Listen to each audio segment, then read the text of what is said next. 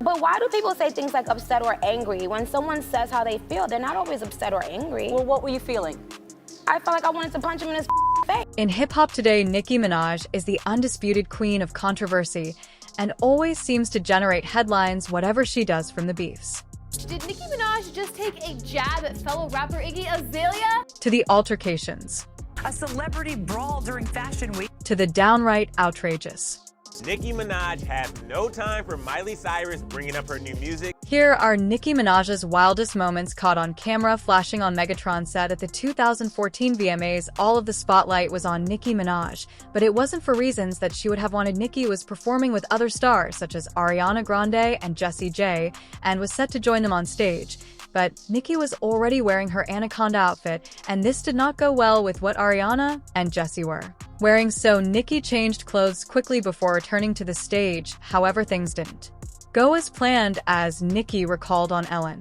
So I was like, I have to put on a black dress really quickly. And sure enough, we didn't have like a real quick change right there. So it was literally my whole team just standing there holding curtains around me, and it was pitch black. I couldn't see anything. And right before it was time for me to walk out, they went to zip it up, and right there, I thought I'd die. Nicki could be seen clinging onto her clothes for dear life. Had the dress fallen down, Nicki would have been laid bare in her birthday suit in front of thousands of people.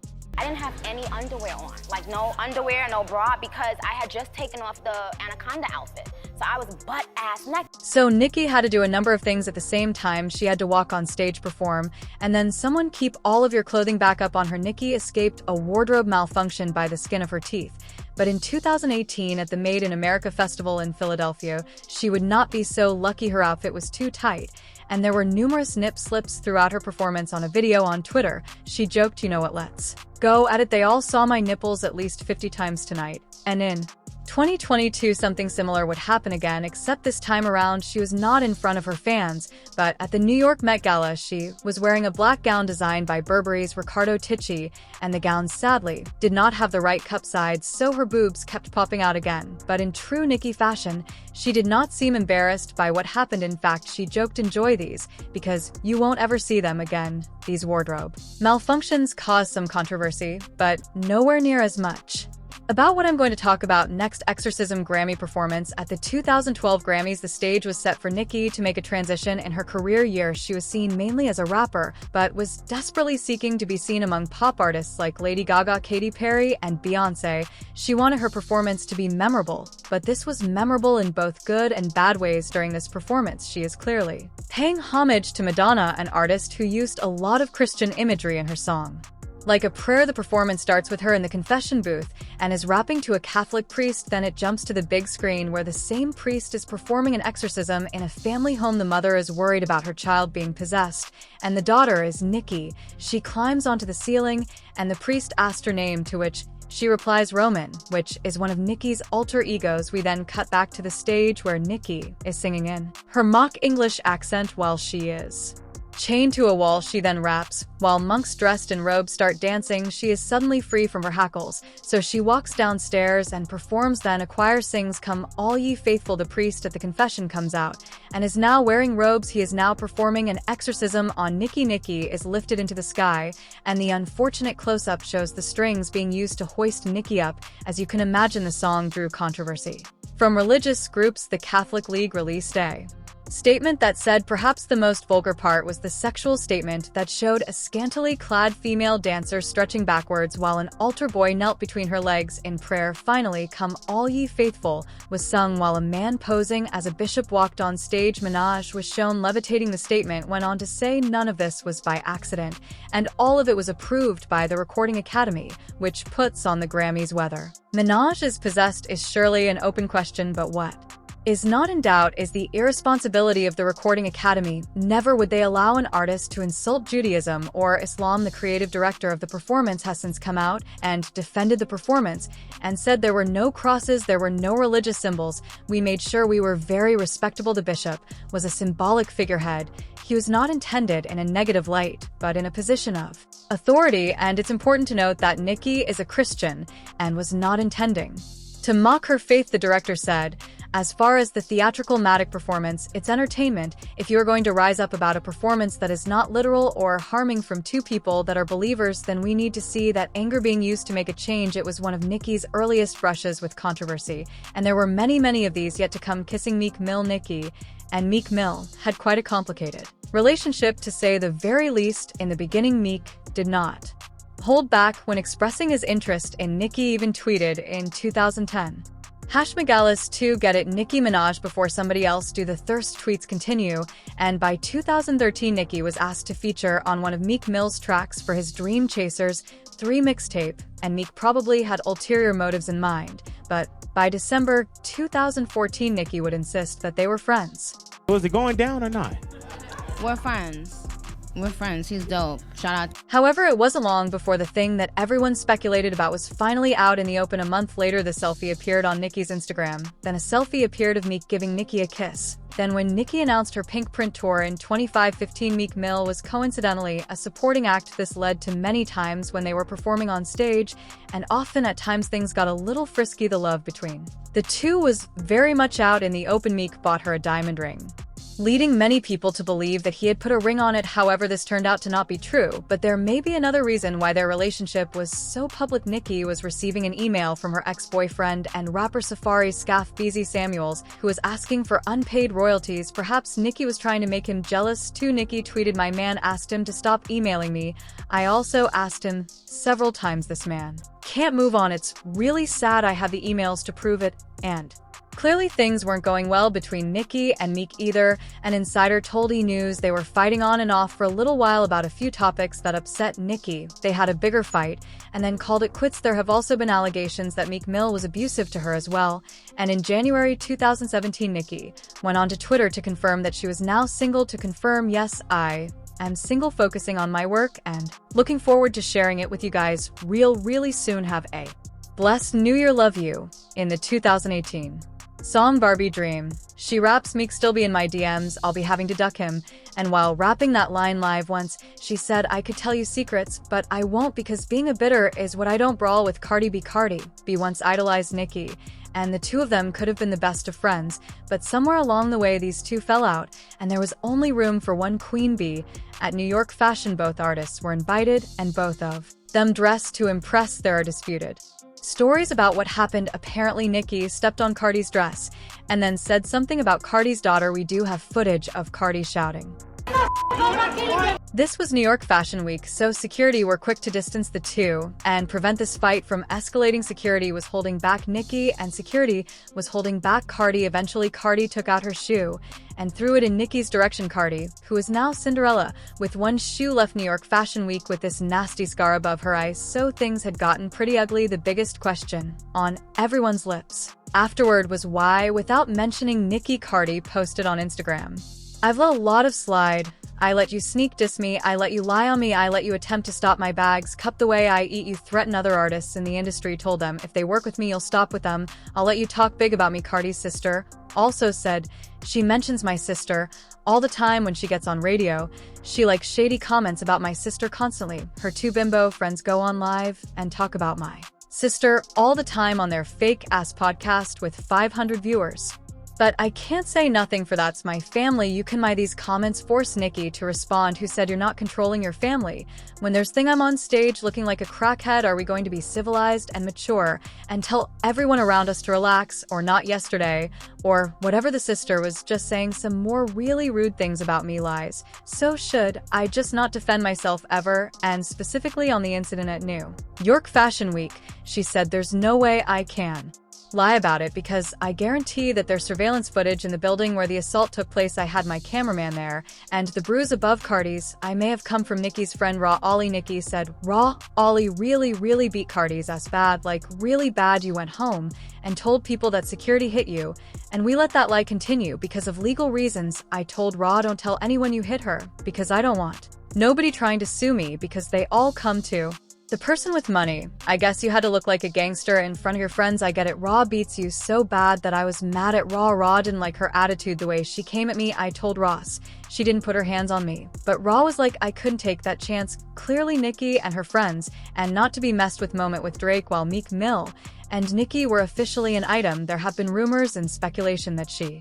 has been involved with Drake. Drake made it no secret that he wanted to date Nicki on the song Miss Me. Drake raps, I love Nicki Minaj. I told her I'd admit it. I hope one day we get married just to say we did it. And girl, I'm acting serious. I'm with it if you with it, because your verses turn me on and your pants are mighty fitted. In 2010, Nicki performed for the Hot 97 Thanksgiving Thank You concert, and she brought Drake on stage. The two apparently shared a kiss, and Nicki told the audience, I still got my lipstick on. I know you New York don't be starting something. Drake has since said his affection for Nicki is one-sided. He said, I saw Nicki for the first time and like literally fell in love. I've always really had a crush on her, always really loved her. And she's always just looked at me as like her little brother. Drake even jokingly tweeted that they were married and tweeted, please refer to at Nicki Minaj as Mrs. Aubrey Drake Graham and don't stare at her too long. She's finally mine. Nicki jokingly responded with, yes, it's true. Drake and I tied the knot. Nicki clarified things and said in an interview, obviously Drake and we've played around so much with the whole marriage thing and stuff like that, so people have come to be kind of intrigued about us. But then Drake said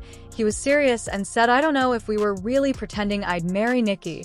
I think Nicki would be one of the only people that would understand me at the end of all of this and be able to love me. By 2013, Drake was a superstar and Nicki was actually quite annoyed that Drake did not have any features from Young Money, the label Drake started with, on this album. Nicki said in an interview, I'm Young Money till the death of me. Drake can do what Drake do, but Nicki Minaj is a whole different person. I think your team is your team. Who gives about trying to be different? I'm always going to want my team to be a part of my project no matter what in some way. But in 2014 they were friends once again and even looked to be friends with benefit.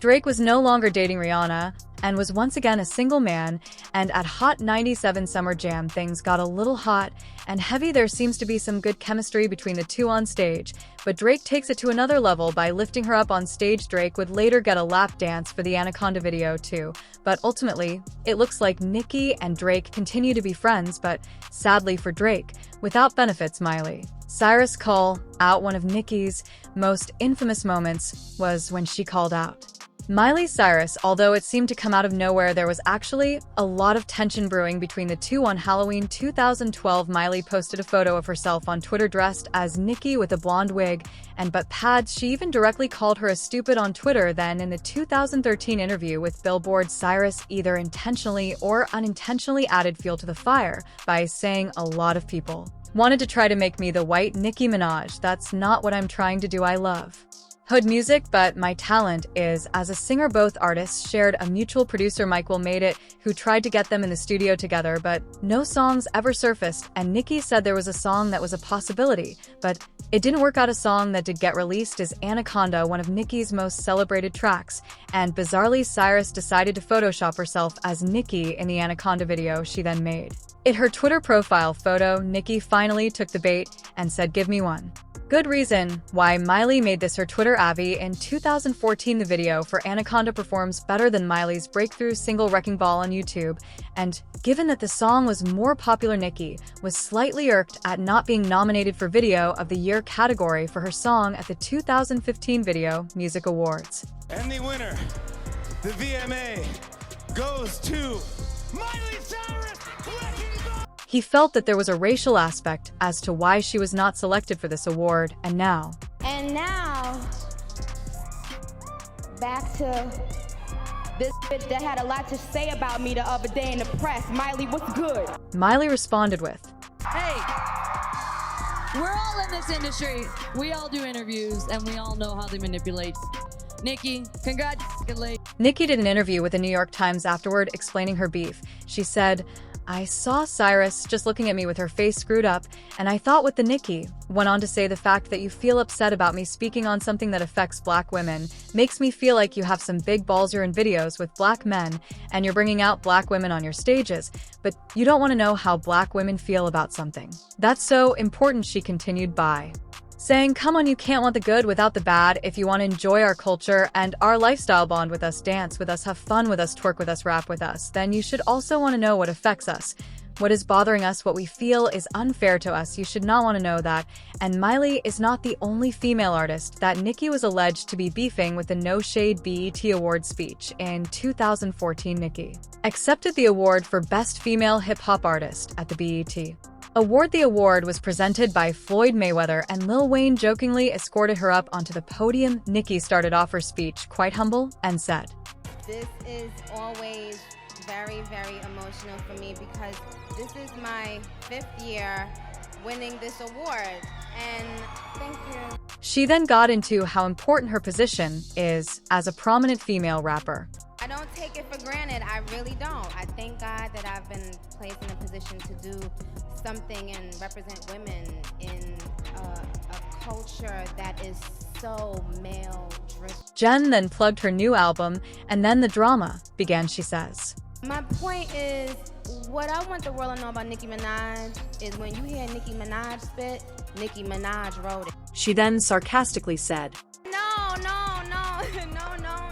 For many people, Nicki was taking shots at Iggy Azalea. It was revealed that Iggy did not write the song Fancy, which is her most popular hit. So surely, it was a jab at her for not writing her own songs. Nicki then paid tribute to Lil Wayne. I used to sit in the studio with Wayne, and I would literally take sometimes 3-4 days to write a verse. And one day he was like, "No, you can't be taking all them days to write no verse. You gotta write your verse right here in the studio." And that's why I love him to this day, because it pushed me to push my pen. She then spoke about the importance of BT, which stands for Black Entertainment Television, and I think she is referencing the time in the 1980s when black artists were struggling to get played on MTV. One time, black people was getting blacked out on the TV. Now they own their own network. This is big. This is different. Thank the people who helped her make her music, but to close off this speech, things took a dark turn. Other day, literally, I didn't tell anybody this. I really thought I was about to die. Like, I was saying my prayers to die. And I didn't even want to call the ambulance because I thought, well, if I call an ambulance, it's going to be on TMZ. This moment led to a moment of clarity. And it made me realize I don't care anymore what anybody got to say. I'ma do me. I'ma do me. Nicki later went on to say that she was not dissing all the time, and this is no different. I will always take a stance on women writing BC. I believe in us. She also said, I've congratulated Iggy on the success of Fancy publicly. She should be very proud of that. All the women nominated should be proud. Then in an interview with Power 106, Iggy was asked to choose between the music of Nicki and Cardi B, and Iggy chose Cardi again. The media twisted this to Iggy dissing Nicki, to which Iggy jumped on social media to say, I can like whatever music I want. A song is a song. I'm not part of y'all weirdo LOL wars. Iggy even complimented Nicki to say Super Freaky Girl is a really well-written song, like it's constructed to be a hit, and it's big sounding. So it looks when Nicki said no shade, she genuinely meant no shade. Flirting with Michael B. Jordan, one of the most defining characteristics about Nicki is that she has no filter and will say whatever she wants, and a great example of this happened at the People's Choice Awards in Los Angeles. While accepting the People's Choice Award, she decided to thank a few people and deliver some shout-outs. She said, I want to thank everyone who was on the album, every featured artist ever, every producer, everyone that helped this album happen for me, but most importantly, my amazing fame. You guys are so epic. I cannot imagine my life without you. I love you to pieces, and I cannot wait to see you guys on tour, but as well as thanking some of the people she worked with. She tried to shoot her shot with an upcoming movie star. And shout out to Donatella Versace for custom making this outfit for me. And shout out to Michael B. Jordan, because he's gonna be taking it off of me tonight. Jimmy Fallon, who is standing behind her, erupts into fits of laughter. Unlike Drake or Meek Mill, there are no rumors, speculation, and background to where these comments came from. There is no romantic history between the two at all, but Nicki was clearly trying to change that, and you gotta admire her confidence. By shooting her shot on camera in front of thousands of people, Nicki is the one person on earth who you could not accuse of being too shy. When asked later why she said this, her simple answer was, I was watching Black Panther last night, so like he was just happened to be fresh in my mind. The only other public communication between the two came in 2021. Jordan released his own rum brand, which he named Jovra, which is a celebration of slavery emancipation in Trinidad and Tobago. Jordan was seen as appropriating this culture, but He listened to the online criticism and decided to change the name Nicki, who has to today the Inheritage spoke on the matter and said, "I'm sure MBJ didn't intentionally do anything he thought Caribbean PPL would find offensive, but now that you are aware, change the name and continue to flourish and prosper." But if you're looking for any raunchy details of Jordan and Nicki getting together, I'm afraid I'm gonna have to disappoint you. I suppose you can't blame Nicki for trying. Thank you so much for watching. Please click on some of the videos you see in front of you now.